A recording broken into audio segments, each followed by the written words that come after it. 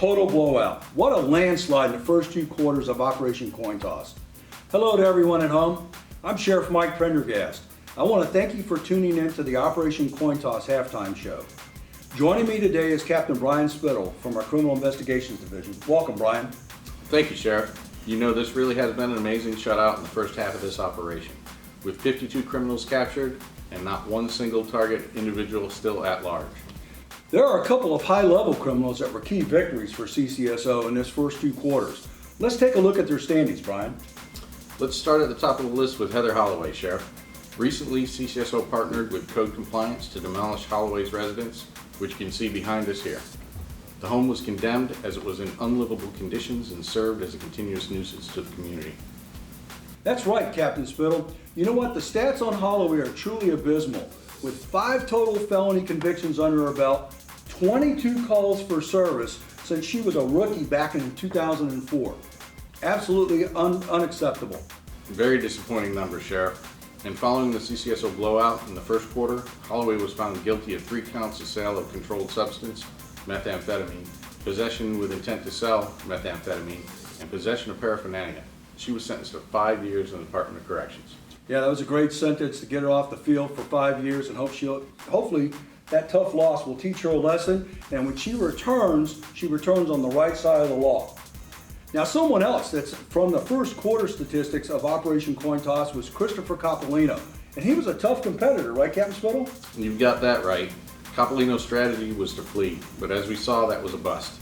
The deputies had him in custody within a week, leading to his 10th felony conviction for 2 counts of sale of controlled substance, cocaine. 10 felony convictions. It's safe to say that play just doesn't work against the great defense played by all of our deputies and our great detectives that are here in the Citrus County Sheriff's Office. We also saw that again in the second quarter with David Keogh. He looked for a moment like he might give the home team a run for their money, but once they set their sights on him as the one of the week, he was quickly snatched from the game and thrown into the Citrus County Detention Facility. Now, Keogh is still in his pretrial hearings, correct? Yes, he's under the care and custody of Warden Quinn, and right now, those impressive plays made by the members of the Citrus County Sheriff's Office on the field, it makes us feel confident that he will not be walking out on his charges of possession of a firearm by a convicted felon and grand theft auto. We also have Kevin Ryan, who's still awaiting trial. Now, Ryan has quite a list of charges stacked up against him, if I'm not mistaken. Oh yeah, Ryan's looking at a list of 5 charges, including the possession of drugs like methamphetamine and fentanyl, owning, renting, or leasing a dwelling while it's being used to traffic narcotics.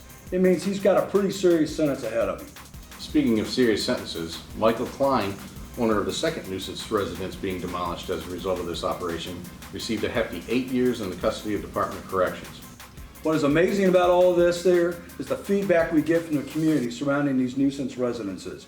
In every instance, neighbors have come out to thank our deputies, thank our detectives, and of course thank the code compliance officers for their great work in keeping these communities safe and getting these drug dealers out of our community.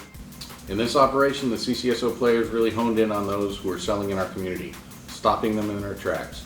We have one last criminal to highlight before we head into the third quarter, and that is Daniel Lassiter. That's right, Brian. Lassiter really fumbled in his decision to sell methamphetamine while standing across the line of scrimmage from the great narcotics detectives in CCSO. That error has earned him 6 years behind bars.